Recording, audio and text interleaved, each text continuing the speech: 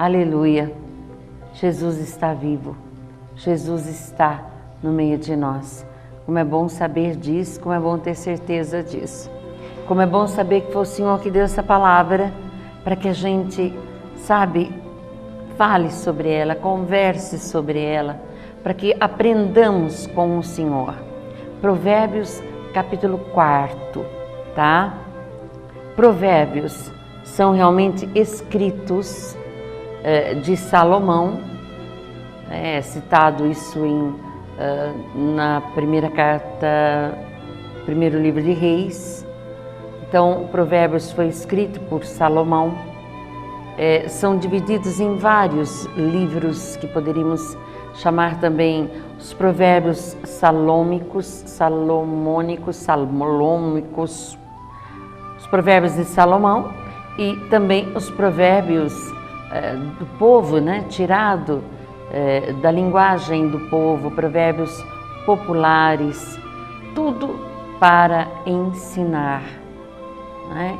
Eu sinto assim o livro de Provérbios como um livro de receita para a nossa vida. Quem lê o livro de Provérbios erra muito pouco, porque ele dá muitos conselhos.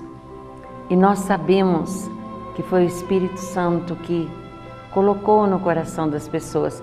Por isso que há provérbios hoje, provérbios populares, que não estão na Bíblia, mas que fazem um grande efeito no coração das pessoas.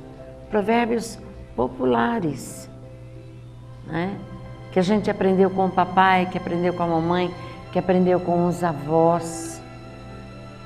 Tantas palavras, tantos, diríamos assim, versos, quase que poéticos, mas que a gente sente que veio de Deus, porque ensina, porque faz com que a gente cresça, porque faz com que sejamos melhores. Então veja o que o Senhor fala hoje através de Provérbios para nós. Formação familiar. Essa semana o Senhor está nos levando a falar sobre família. Até dizia para o Gerson, engraçado, né? Na segunda-feira eu vim prontinha para falar sobre a ressurreição do Senhor, sobre Maria Madalena. Cheguei aqui, mudou tudo, falei muito mais sobre família nos dias de hoje do que do próprio texto, né? E hoje, novamente, o Senhor vem nos falar sobre formação familiar. Ouvi, filhos meus, a instrução de um pai. Sede atentos para adquirir a inteligência, porque é sã a doutrina que eu vos dou. Não abandoneis o meu ensino. Fui um filho verdadeiro para meu pai, terno e amado junto de minha mãe. Deu-me ele este conselho, que teu coração retenha as minhas palavras, guarda os meus preceitos e viverás. Adquire sabedoria, adquire perspicácia. Não te esqueça de nada, não te desvies dos meus conselhos. Não abandones a sabedoria e ela te guardará. Ama-a e ela te protegerá. Eis o princípio da sabedoria. Adquire a sabedoria, adquire a inteligência em troca de tudo o que possuis. Tem-na em grande estima e ela te exaltará. Ela te glorificará quando a abraçares. Colocará sobre tua fronte uma graciosa coroa. ela te outorgará um magnífico diadema. Ouve, meu filho, recebe minhas palavras e se multiplicarão os anos de sua vida. É o caminho da sabedoria que te mostro. É pela senda da retidão que eu te guiarei. Palavra do Senhor, graças a Deus. Queridos, quando nós falamos dos ensinos de Provérbios, eu amo demais Provérbios, o livro de Provérbios e o livro de sabedoria. Também o Eclesiástico, o Eclesiastes. Se colocarmos juntos, né? Eclesiastes, Eclesiástico, sabedoria e Provérbios. Se nós colocássemos em prática tudo que ele nos diz, nós seguiremos o Evangelho de nosso Senhor Jesus Cristo 100%. Por que eu digo isto? Porque Jesus é a pura sabedoria. Jesus, com 33 anos, aliás, quando ele tinha 12 anos, quando ele foi para o templo conversar com os doutores da lei, com 12 anos, conversar com homens barbados, eles ficaram babando de ver tanta sabedoria no menino. Imaginem quando Jesus estava com os seus 33 anos. Tudo que ele falava emanava sabedoria. Queridos, e às vezes eu fico, Senhor, mas o que é ser sábio? O que é falar com sabedoria? O que é agir com sabedoria? E ele vem nos dizer aqui, houve instrução de um pai, sede atentos para adquirir a inteligência. Para ser inteligente. Porque é sã a doutrina que eu vos dou, e não abandoneis o meu ensino. Ensino de quem, queridos? Ensino da palavra de Deus. Aquele que coloca em prática a palavra de Deus, aquele que em cada momento permite que o Espírito Santo o mergulhe na palavra, ele não fala bobagens. Ele sabe como dar respostas. Ele sabe também como falar, como se dirigir às pessoas. Nós só adquirimos inteligência e sabedoria, não são simplesmente no conhecimento. O conhecimento, como diz São Paulo aos Gálatas, o conhecimento incha, só o amor constrói. Então, você conhecer isto, conhecer aquilo, conhecer outra coisa, ter muita inteligência humana, mas não ser sábio, você se torna um falador cansativo. Cansativo. Porque toda pessoa que é sábia, segundo Deus, ela não fala frases de baixo calão. Não precisa. Pode ser até que conte um dia uma piada, faça uma brincadeira, não é? Porque nós estamos no mundo, nós somos humanos.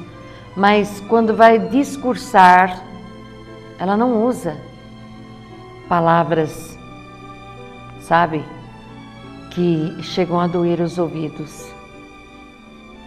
Ela não grita para impor sua posição, para impor suas ideias. Apenas fala. Talvez até coloque uma tonalidade mais forte em alguns momentos na sua fala, mas não grita, não rasga, não perde o equilíbrio. Porque a sabedoria é um dom. Sabedoria é um dom do Espírito Santo. E o Espírito Santo, ele não perde o equilíbrio. Ele é forte, ele é a própria sabedoria, mas ele não perde o equilíbrio. Por isso que quando perdemos o equilíbrio, e às vezes a gente até fala assim, nossa, mas eu não aguentei, ninguém conseguiria aguentar, mas você pode aguentar sem perder o equilíbrio, sem falar besteira, sem falar palavrão, sabe?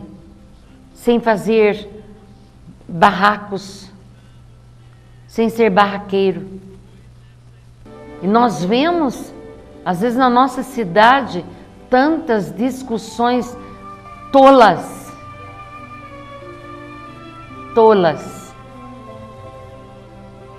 Muitas pessoas querendo ser sábias e são tolas. Uns se aquietam por covardia, não porque é sábio e porque acha que deve calar, porque na política, meu querido, você não pode ser muito calado. Você tem que discutir ideias. Você tem que colocar seus planos, os seus pensamentos. Você tem que colocar as suas denúncias ou as suas afirmações. Quem fica muito calado, entra e sai sem falar, cuidado, isso não é sabedoria. Isso é covardia. Por quê? Porque não defende as boas ideias, os bons projetos, não defende, não confirma. E também não denuncia os maus projetos. Nós não podemos nos acovardar. Se erramos, temos tempo suficiente de pedir desculpas e voltar atrás. Mas se acovardar ou ser barraqueiro é falta de sabedoria.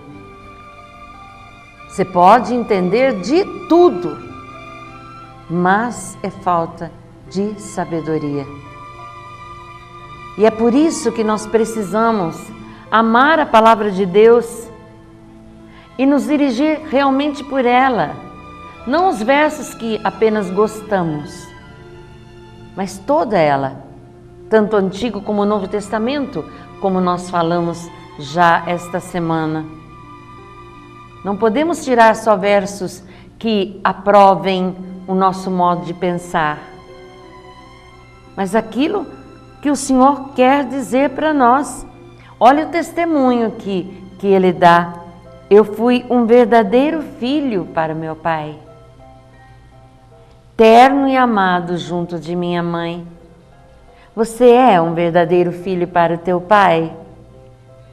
Teu pai é honrado pela sua vida?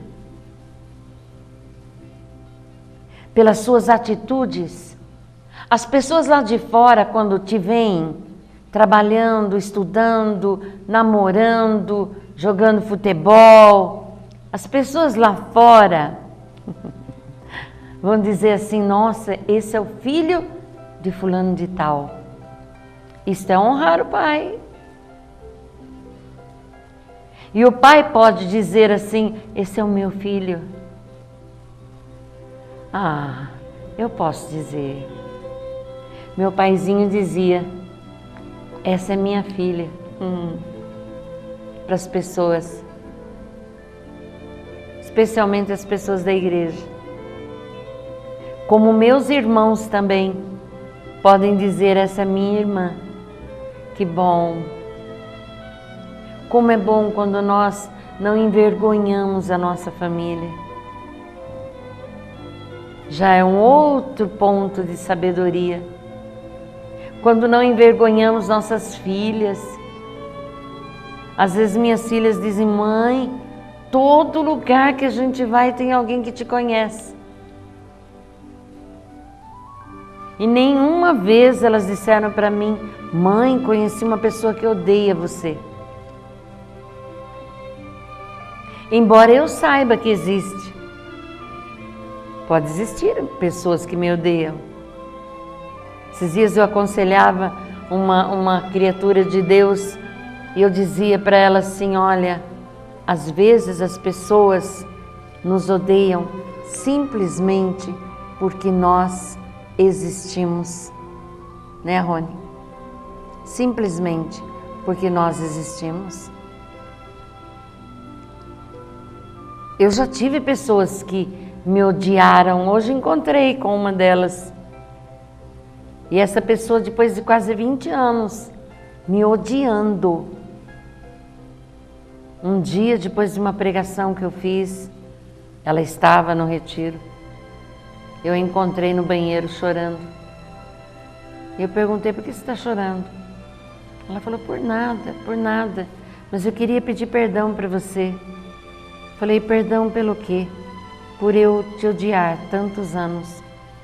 Falei: minha irmã, o que eu fiz de mal para você? Ela falou: nunca fez nada. Eu te odiava simplesmente por você existir. Então, nem sempre encontraremos pessoas que nos amem. Mas eu vou dizer uma coisa para você, meu irmão. Aquele que tem sabedoria, aquele que vive com o Senhor, será muito amado também. Claro. Quando o Senhor diz que aqueles que são dele serão perseguidos, o Senhor não está dizendo que ele vai ser odiado por todo mundo. Será odiado no mundo, mas não por todo mundo. Claro que não. São Paulo foi muito amado. Que quando ele embarcou para Roma, os irmãos ficaram chorando copiosamente por ele. É óbvio que aquele que caminha com o Senhor vai gerar empatia no coração dos irmãos. Claro que vai. É impossível não amar quem ama, a não ser as pessoas que são invejosas. O invejoso não é capaz de amar.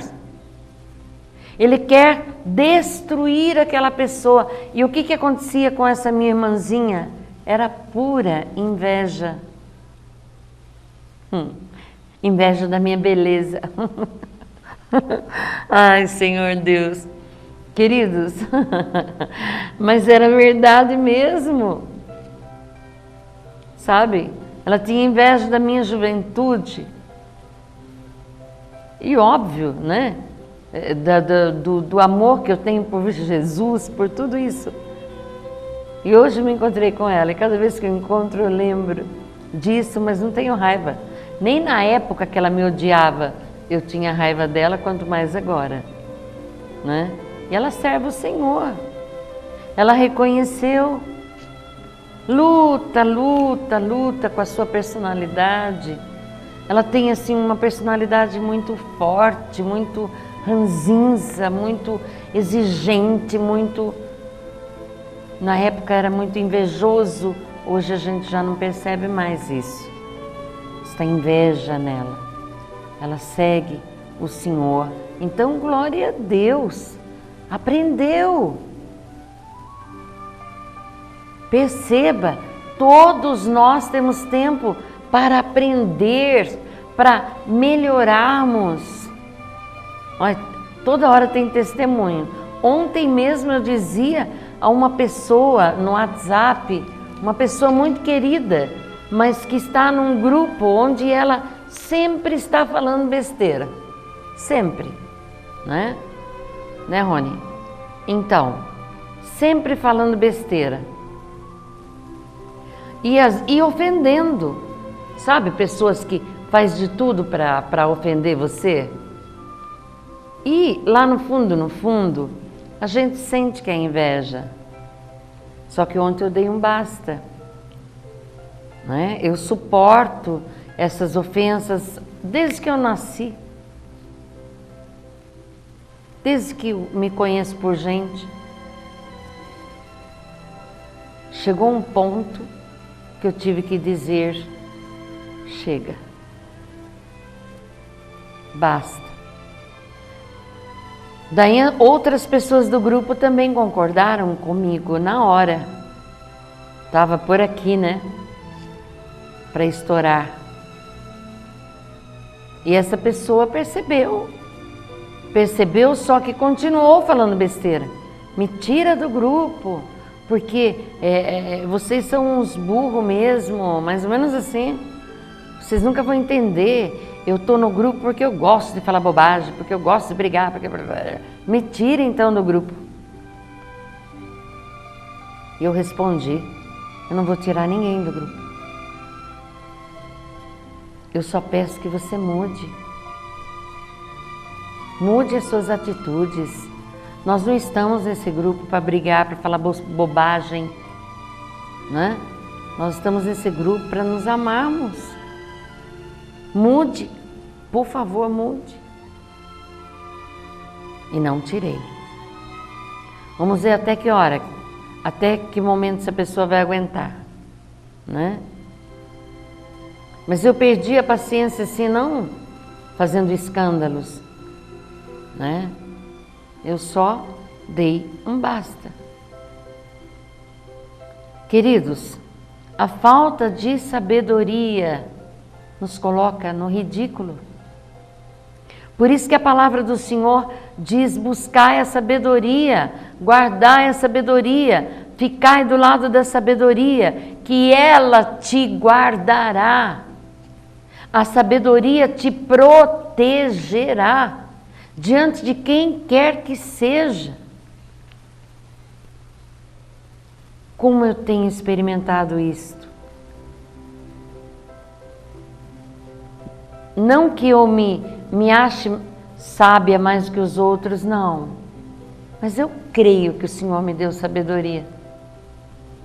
Porque eu busco todos os dias.